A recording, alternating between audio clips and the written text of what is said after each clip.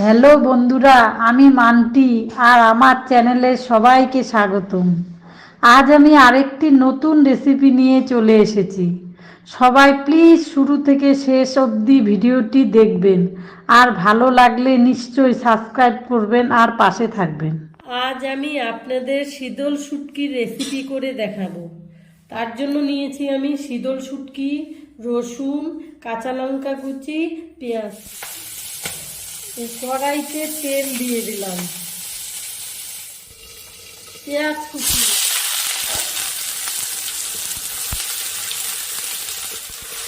পেঁয়াজ কুচিটাকে অল্প লাল করে নিব। পেঁয়াজটা হালকা লাল হয়ে গেছে, এখন লবণ, লঙ্কা কুচি, রসুন বাটা, লঙ্কা গুঁড়ো, হলুদ, শীতল শুটকি। এবার ভালো করে কষিয়ে নিব।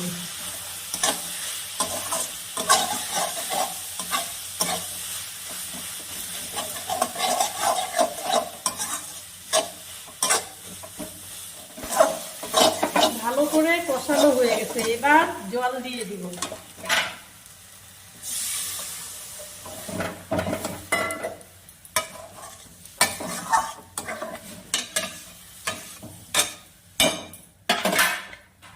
এবার ঢেকে দিলাম 10 মিনিট।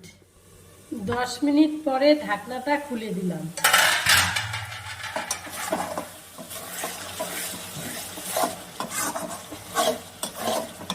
এবার ভালো করে এটা কষিয়ে নিতে হবে।